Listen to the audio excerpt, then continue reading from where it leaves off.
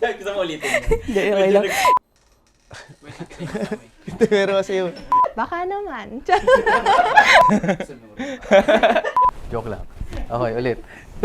Hi, I'm Tiner Boya. I'm the Business Development and Sales Officer of Rax Automation Suite. I'm Iya, a software tester from Monstarlab, Philippines. I'm Rovin and I'm a junior software developer. What's up? I'm Gabs. I work with the global marketing team. Hi, I'm Allan Tan, Managing Director of Monstarlab.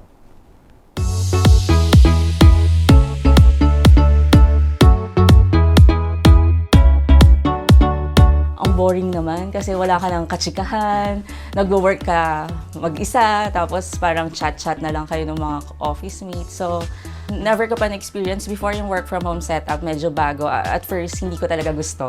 Actually, sobrang solid siya for me kasi I have two very young kids, so a 4-year-old and a 3-year-old. And the work from home setting gives me more time to spend with them, especially in this formative year. So I really appreciate that opportunity. I think nakapag-adjust na ako sa tagal na nang in-implement yung work from home setup sa company namin. Sa ngayon po, okay na ako.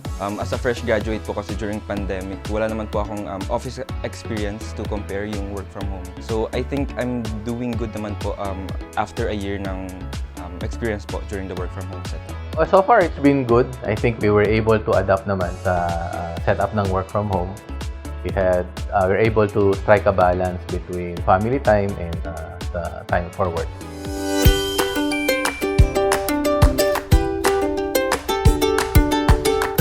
For the first few months of my work experience, nakatira po ako sa bahay ng extended family. So, as part of the adjustment ng work from home setup, I have to move out of the house. Parang ang daming distractions kasi na pag nasa bahay. So, parang as a person na medyo short yung attention span, mahirap siya at first. So, you have to provide kahit maliit na space, yung tahimik. Katulad ko na I'm a mother of 2. So, minsan may instances na biglang nasa meeting ka pero biglang papasok yung anak mo, sumisigaw, may sinasabi, may hinihingi. So, ayun, parang, ano ba yan? Parang walang boundary ng work tsaka ng home, or ng house. Nag-rent po ako ng sarili kong apartment sa Laguna and from there nag-start po ako sa scratch. I have to build my routine, I have to create a personal space and work from home setup. And from there po, binuild ko yung experience ko kung paano ako makapag-cope up with this the new normal po. Since nagkaroon nga po ako ng freedom to manage my time, at first, nahirapan po ako to manage that freedom. So, naging challenging siya for me kung paano ko ba ipagbabalance yung work and yung personal time ko since nasa bahay nga lang. Parang makakita lang ako na bukas yung TV, parang hindi ko na namamalaya, nanonood na pala ako, ganyan. And then, pag lumakad, sa konti, nasa kwarto na, ganon. So, makikita mo yung higaan mo, parang may engganyo kang humiga, ganon. Lastly siguro is, since nasa bahay na nga lang, hindi na po ako ganong nakakagalaw. So, yung physical health ko, and hindi na nakakapag-exercise, ganon. I felt like I gained more out of life, in essence, when work from home started. I guess that connection with the family really put things in perspective, and I guess I felt more whole. Noon ko lang nakasama yung anak ko ng mas matagal. So, before kasi aalis ako na tulog pa siya. Then uuwi ako, tulog na siya. So, alam mo yun, nakikita kami, weekends na lang, Saturday, Sunday na lang talaga. It allows me in the morning to spend time with the kids, take care of them, play with them, and then work in the afternoon and up to early evening. So it creates that balance that I need in the work from home setting, at least in my life at this point. In terms of productivity, tumaas yung productivity ng company when we shifted to work from home. I think primarily because nawala yung travel time. Na-experience ko yung internship sa may Makati and from that experience, na-realize ko na most of the time sa araw is now consumed sa transportation and hindi lang yung oras yung nasasayang, and yung pagod, yung expenses, yung pamasahe and all. Hindi ko na kailangang maagang gumising every day kasi I live from QC po and yung office is sa Ortigas. So, kailangan kong sumakay ng bus or ng UV, tapos mag-MRT, tapos pagdating pa ng pagbaba ng MRT is maglalakad pa to office. So parang pagkadating mo ng office, haggard ka na. Gigising ka na lang, punta ka sa personal space mo and start working na. Tapos sa lunch break mo, you don't have to go outside the office and punta sa isang resto or fast food chain para kumain. Punta ka lang sa kitchen nyo, prepare ka ng food, and that's all. Pwede ka na ulit bumalik sa work ka habang kumakain. Ganun. Also, yun nga, dahil hindi ka na bumabiyahe, I was able to save more money kasi wala nang transport expenses, wala nang mga food expenses kasi sa bahay ka na rin kumakain. So, ayun.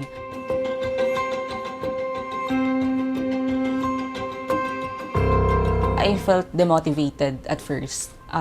I felt sad. Hindi ko alam kung bored ako that time kasi nga wala na akong nakakausap. Parang feeling ko, ako na lang mag-isa.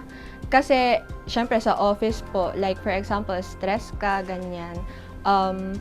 Pwede mo agad kausapin yung office mate mo to make chika or Alam mo yun, sa office na nag-work ka, nakikipagkwentuhan, or kapag na-stress ka ng kaunti, kahit pa paano kapag nakakausap mo yung colleagues mo, nakapag-chika-chika kayo, naging marites kayo for a moment.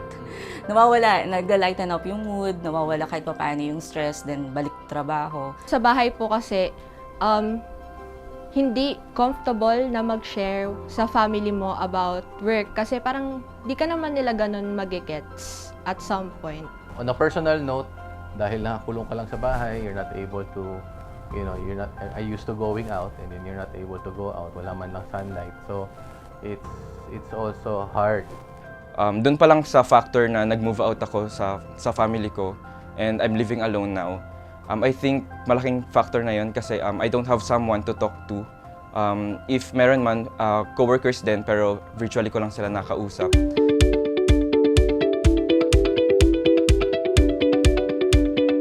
Hindi po. Hindi. No? Ano yun? Quiet quitting is defined as employees doing the bare minimum or not doing enough beyond what they are expected to do. Guilty ako doon. Actually, makikita mo yun sa evaluation ko during the first few months ng work from home setup. Siguro yun yung adjustment period ko. So, ayun. Guilty po ako. Sometimes po kasi parang pag may meeting and alam ko naman na hindi naman ganun ka-important yung presence ko doon sa meeting na yun. Parang nakikinig pa rin ako pero at the same time, scroll sa social media, ganun. Sa nature ng work namin, usually meron kaming tasks na ginagawa outside office hours. So if may mga cases na ganun, kinakausap ko yung teammates na mag-out ako earlier than usual tapos i-render ko na lang yung time na kinulang outside office hours since task ko naman yun and hindi siya part ng 8 hours. Parang tinatanggal ko siya dun sa 8 hours then nire-render ko siya outside office hours. I think everyone in one way or another experience that. Especially if you are working alone, you are remotely doing it consciously or unconsciously. I think people are social animal by nature, and you need people to collaborate. You need people to talk to. You need to have certain goals, certain timeline, so that you keep your motivation. If you're all alone, you lose your direction. You lose where you want to go. So yeah, I think personally I've had may mga times na tinatamad ka ring lalo na nung pandemic period na nakakulong ka lang sa bahay, they lose their motivation to work, and without the motivation, this affects their productivity, and also syempre kung di ka na motivated, this could lead to resignation of the employees, or if they're not productive anymore, they could potentially get fired also in their work. Ako kasi flexible yung working hours ko. I requested that personally kasi nga working mom ako. So, I think yung mga tasks beyond office hours, if minimum lang naman, that would be fine. Pero siguro dapat ino-observe pa rin yung work-life balance to avoid yung mga current mental health issues natin. Quiet quitting, ma-avoid. Feeling ko kasi quiet quitting is a state of mind eh. It's how you feel about what you do. So if you don't find the the will, or I mean, at least the fire that you're enjoying what you do. Baka in a sense, if you don't feel that, or you don't feel that your contributions are seen, lalo na in a setting where we don't actually see each other. So maybe that can be a factor as well in feeling that you're not part of the bigger collective. Parang hindi po siya maiiwasan eh, kasi even sa other aspects na hindi related sa work, there are some point talaga na madedemotivated ka sa isang bagay na before yung passion mo for that thing is sobrang lakas, but eventually nagda-die down yun. Pero I think nasa sayo rin po yun kung paano mo siya ma-overcome over time. To find why you started and why you love your job, kasi from there mahanap mo yung motivation mo kung bakit ka nag-apply sa work, kung bakit ito yung path na gusto mong career, ganun. Tas from there I think you have to look forward pa kung ano pa yung mga need mong i-achieve, kasi from there ma-motivate ka sa kung ano yung mga current tasks na ginagawa mo. I think the very first thing you need to do is to be aware what quiet quitting is, and reflect on yourself. Like, what have you done for the company, or are you only doing this to get paid, to get for your salary, or is there something more deeper meaning for you in the company? Diba? You join the company, so usually you'd like to join a company because there's something deeper. For you personally, for your growth and for your values, your principles in life. That's why you're working for a company. So you have to look for that. Yeah, I think companies should come up with activities to keep engaging employees. We should not only look into the productivity o yung result na naiproduce nila, but also how motivated they are, how happy they are with their current work. I guess everyone, suffered from the pandemic, and we have to do something to recover and be able to get back the motivation and the sense of purpose of everyone working in the company.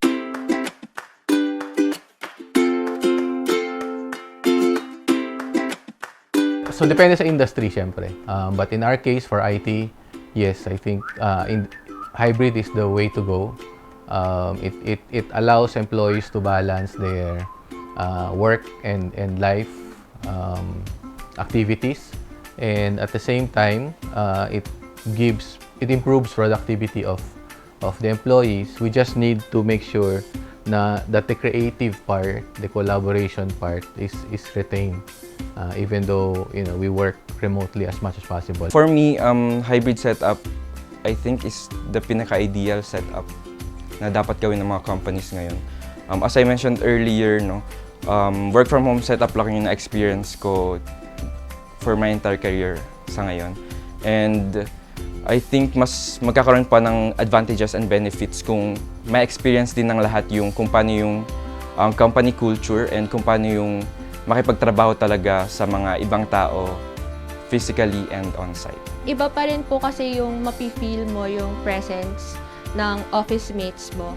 And with hybrid, matatakel niya po kasi both, since ayun nga, nasanay na work from home, and then andun pa rin yung work from home, but at the same time, merong certain days na makikita mo yung mga office mates mo and makakapag-social interact with each other. If hybrid, yes. Actually, hindi naman necessary kailangan nasa office kasi we can work remotely talaga. Personally, kaya naman i-sustain. Pero siguro hindi ako, if you're going to ask me kung magiging pabor ako dun sa full na babalik na sa office, hindi. If hybrid, yes. Kung mas lamang yung work from home days, then yung sabi ko nga, once or twice a week mag-office tayo for mental health din, para nagkakaroon ng gathering or engagement with other people. Kailangan fair din to all employees yung arrangement. I think one of the problem that might encounter is that if some employees are going to the office and some are not, those who are not will not be as productive, will not belong to the community. No? So as much as possible, gusto natin lahat may opportunity, lahat nakakapag-collaborate para mas balance rin yung performance ng mga tao.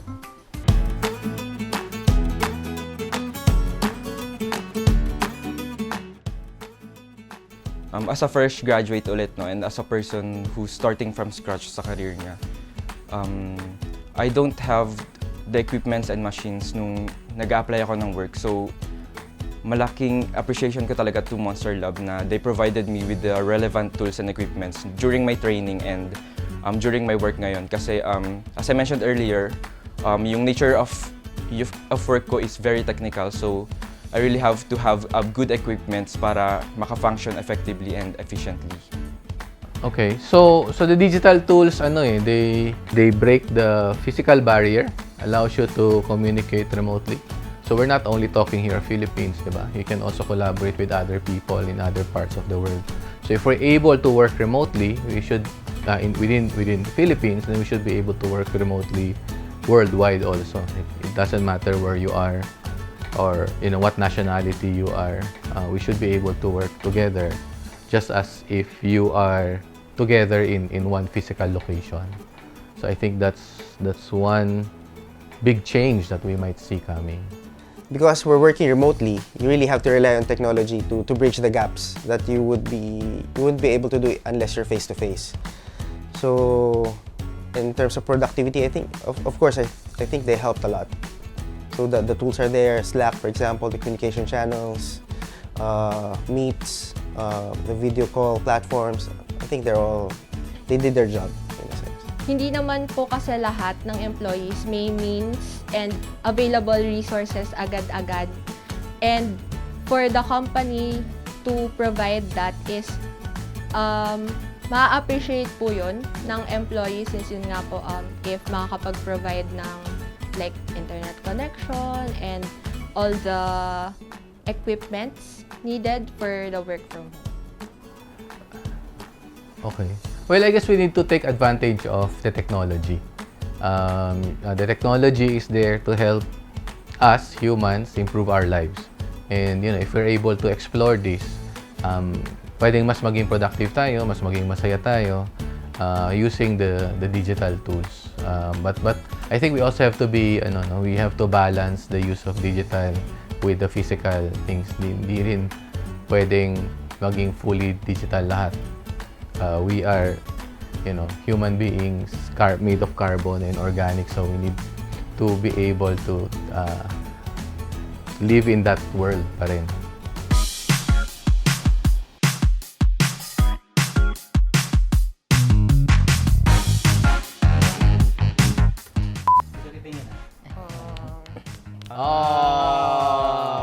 Parehas tayo. Bakit? Work from home. Bakit? Masarap nasa bahay lang eh. Chill lang. Less hassle, mag-commute, tsaka Mas flexible pa rin. Ako nakaka-save ako ng madami pag Yes, save din sa office. Wala din Oo. tayong masyadong Mahal rent. kasi ng transpo ngayon.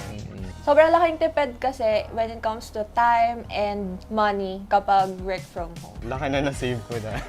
Pero sa Kasi work from mura din sa pagkain. Oo. Nakakapag-travel din ako.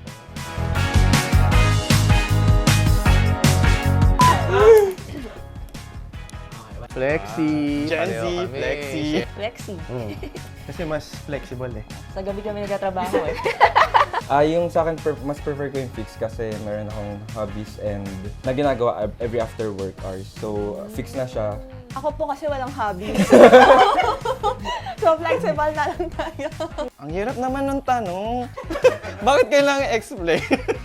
Sometimes kasi as a designer hindi lumalabas ka agad yung creative juices mo. So meron times talaga na nakakapag-isip ka. So mas okay yung flexi. Parang medyo hawak mo yung oras mo in a sense. So hindi ka bound by stringent set of rules. Ano daw yun? Diba? Oh, hindi kasi maraming ka-coordinate. Different time zones, different people. Yun eh. So, minsan may nag-message ng weekend, di flexible na lang. Yeah.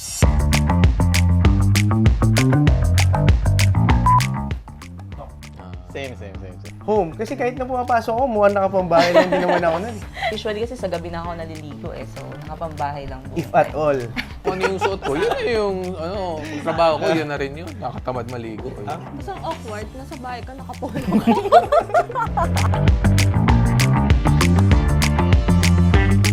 Face to face. Kasi marami ka ma-meet. Di ba, yung mga di mo kakilala, pwede ka magpakilala, meet mo, mag-hi ka, gano'n. Pag virtual, parang wala mang opportunity. Kaya nga face-to-face din ako. Pwede pala yun. Na-convince mo na ako. Nakatamad pag online eh. Mas exciting kapag face-to-face yung experience kaysa sa virtual. Sa pilit, pag, di ba, parang pupunta ka sa event, parang pupunta ka doon kasi kailangan mo eh. So walang chance encounters. Tsaka kapag virtual lang yung event, medyo limited yung interactions ng mga attendees.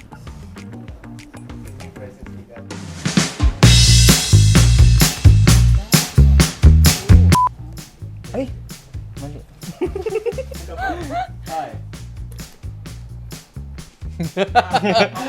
Okay. Unmute kasi siguro madaldal ako. So I like talking to people. Pero it depends also like if it's a webinar, pag may Q&A, syempre doon ka lang din mag-unmute, di ba? Hindi rin naman tayo pure bida-bida. So minsan habang nasa client meetings ako, biglang may sisigaw ng mami, pahinging ganon, pahinging ganyan. So, Sa akin mute kasi may kasama ako sa room na student. So kapag may online class tapos may meeting ako, nagsasabay-sabay yung mga audio. So Hindi naman lagi na pwede mo silang mapakiusapan na i-tone down yung mga kung ano mang ginagawa nila in life. So, Mute kasi minsan habang nagko-call kayo, biglang may yung pala naririnig mo yung electric fan ng ibang Or may audience. manok na tumitilak sa background. Oo, may aso na kumakahol, nakaka-distract siya.